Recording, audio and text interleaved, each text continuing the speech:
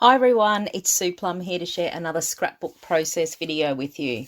Today's layout that I am sharing was created for the Cocoa Vanilla Studio design team, and I am using the new No Limits collection again.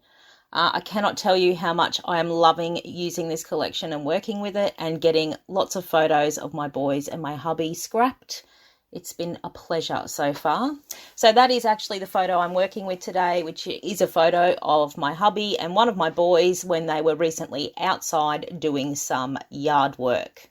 Now I decided to challenge myself for this layer, and you can see all those papers that I've got on my desk there. They're all the scraps from my recent projects that I've been creating with this collection, and I thought I might put them to good use and create a layout using my scraps. So you can see what I do with them. So I decided to start with a patterned paper background for this one. So I chose that wood grain print there because I thought that would work really nicely with the outdoor theme of this page. I did add some mixed media to this page, but it's very subtle mixed media. I didn't go heavy on the mixed media. So I've actually got a white acrylic paint there and my wide number 4 brush, and I'm actually just using the dry brush technique to apply a little bit of colour to the page, a little bit of that white paint to the page, just to help define the focal area of my page. Now, if you are not familiar with the dry brush technique, it is where you load a very small amount of paint onto the tips of your bristles and just wipe them back and forth on your palette. You can see that I use an ice cream container lid there. Wipe them back and forth on your palette until the bristles are almost completely dry. You're not got big blobs of paint, and then just, run it gently across your page just to brush off lightly the color that you have remaining. As I said, it's an easy technique. And it's one that's really effective because you get to see all those beautiful little lines from the individual bristles on the brush. So if you haven't tried that one yet, have a go at it. Now, over the top of my paint, I am adding some stenciling. So the stencil I am using there was from Stencil Girl, and I'm just using some black StazOn ink. And you can see that I have applied that with a little makeup sponge. So I've simply just dabbed the colour, the black, through the sponge, and I've applied that stenciling over the top of where I already had the paint sitting. Now, to bring in a little bit of colour, I am using a Distress Oxide. The colour I am using is Prize Ribbon. And the reason I chose this blue is because I wanted to pull in the blue that was on the bottom of my husband's shirt and get a little bit of that happening on the background. Now, you would know that usually I add my splatters at the end, but I figured why I had it here, I might just add them now and let it all dry together. So there's my little splatters, and I'm just popping my background aside to dry. Okay, so here are my scraps. Initially, that big piece there with that sort of mixed media style background on it, that's got a star print on the back of it, and I actually cut it. What did I cut it for? I cut it for something, I don't know. But this was the piece that I was left with, and I decided to use the piece in exactly the shape that it was already in. I didn't bother measuring it, cutting it, nothing. I thought, yep, that'll do for a background, and off I went. So these were some other scraps that I had left sitting on my desk, which, if you are a person that collects your scraps from every page, you would know that they mount up fairly quickly. Now, I'm not generally a person that saves tiny, tiny scraps.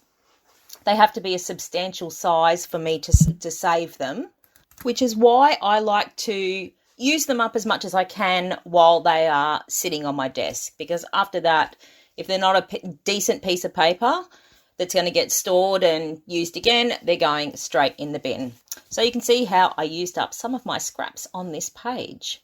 Now, what I wanted to do was bring some texture to my page. So I just used my little Heidi Swap distressing tool there and distressed around the edges of the paper.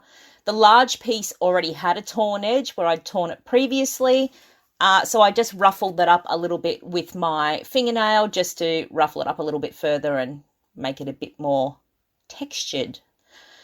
So I've worked out the layout for my pattern paper pieces there, you can see that I've got that yellow piece sort of running vertically behind the photo just to sort of frame in on the right hand side there, and then I've run that black piece horizontally to give me a good strong horizontal anchor point.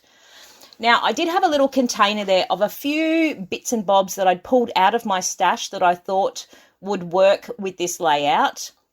And the reason I pulled them out is because my son actually has a green hat on in the photo, and the green in the photo is different to the green that's in the collection. So I just wanted to add something that would draw that colour into the page.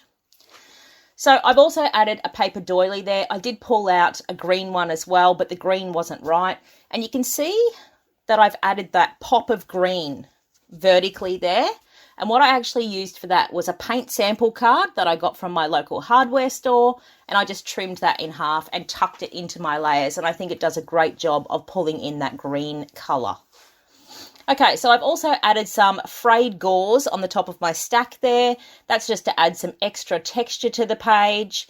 This gauze just really wasn't behaving and going exactly where I wanted it to go. I had to trim off a little bit with the scissors, and I fiddled and fluffed around with it. Now, you'll have to forgive me if I keep pausing and taking a breath. I've actually got a sore throat, and every time I talk, it sends me into a coughing fit, which is great. So I've paused this a few times already. Now, I'm using a Helmer 450 liquid adhesive to stick my photo down over the top of that gauze because it doesn't tend to like tape or any other adhesive. And now I am starting to look at embellishing this page. So you can see that piece that I've pulled out there. It was from the cut apart paper, the 12 by 12 cut apart paper. And it's got that quote on there, "Always be your awesome self." I decided that worked really well with the theme of this page because I was really focusing on the fact that this little boy of mine just loves to help his dad out in the yard. Anything to do with the garden, he is the first one to volunteer, "Dad, I'll help you."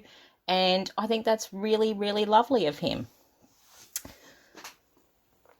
Oh, now you can see I've actually gone back to the scraps again, and I pulled out the little piece of that yellow print paper that I had, and I've tucked that in on the right-hand side there, which just extends out that horizontal plane a bit more and gives me room to sort of build out a cluster or embellishments heading out on the right-hand side of my page. Now, there's a very good reason why I have weighted this page over to the left-hand side with my photo and why I have put the photo so close to the left edge. This page is actually going to be sitting next to a pocket page that I am intending on creating, which has got more photos from this day, and the pocket is going to be sitting in the left side of the album, and this layout is going to be sitting in the right side of the album. So I wanted the photo over on the left-hand side of the page just to give them that sense of cohesion and to make them join together in my album. Okay, there's that little card from the cut-apart sheet. I've added some scrap cardboard on the back of it because I'm wanting to pop that up from the page and hoping to bring it up to eye level, just like the photo was, because these are the things that are going to come up to the viewer's eye and they're going to provide a bit of separation from the background as well. The words that I've got there come from the die-cut titles pack, and you will see in a minute that I am actually going to put some foam tape on the back of those words as well, because I want the title and the photo all coming up from the background together. That way it's easy for people, their eye is drawn to the photo, then it's drawn to the title, then you go to the embellishments, and then you go to the background. That's kind of the order that your eyes see things in. Now, I am fiddling around with some stars that I fussy cut from the star print paper. I think it's called Nebula off the top of my head. I had already cut into that sheet, so it was sitting on my desk, so I figured I might as well make use of that star paper and cut them for embellishments.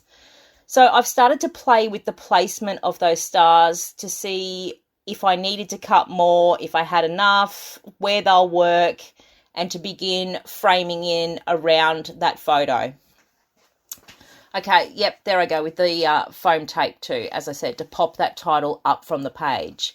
Now, there are a number of those stars, or a few of them anyway, that actually came from the edge of the paper. So they're only half stars. I never, ever waste those stars. I don't like to waste any paper at all because, as I've said previously, I'm a bit of a tight ass with my paper.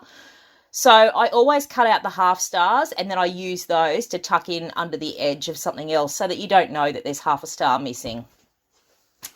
Okay, moving on to some more embellishments. I'm pulling out the accessory sticker sheet there. I've stuck that little banner sticker in the corner, and then I've also stuck one of those fussy cut stars. I do like to embellish directly on my photos. Underneath that quote card, I've stuck a small label sticker from the accessory sticker sheet as well, and I'm putting one of the little word stickers on top of that. Now, I have this little piece here that you can see I'm adding foam tape to. It also came from the cut apart sheet. It was a lot longer, and I just trimmed it down and then I sat it in under the photo. The next embellishment that I moved onto was actually the chipboard stickers sheet. And the first piece that I pulled from the chipboard stickers was that arrow there. Now, I wanted the arrow to point at the word, well, I wasn't quite sure initially where it was going to sit, but I ended up wanting it to point at the word awesome because that's kind of the focus of this page. But I did add foam tape to it because despite the fact that chipboard itself already brings dimension to the page, I also wanted that arrow to be sitting up nice and high off the background. Okay, what else? Oh, I'm pulling off some more little stars from the chipboard sticker sheet now. These are really sweet little stars. They're little tiny ones, and they will add a great pop of dimension to a background without overwhelming it. So I'm into the die cut ephemera here, and I found that little piece, that little sort of shield shaped piece that said awesome since day one.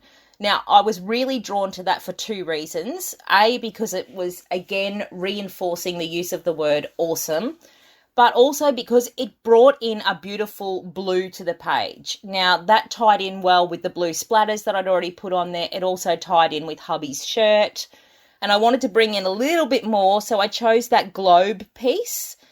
But then I needed a way of making that globe relevant. Now, even though they are outside and they were in nature and all of that sort of thing, I really wanted to make that piece of ephemera relevant to the page. And the way that I did that was I went back to the chipboard sticker sheet and I actually found the little banner that said "Out of This World." Now, I tucked that in alongside it, and immediately that die cut had relevance to the page, and it had relevance to its place on the page.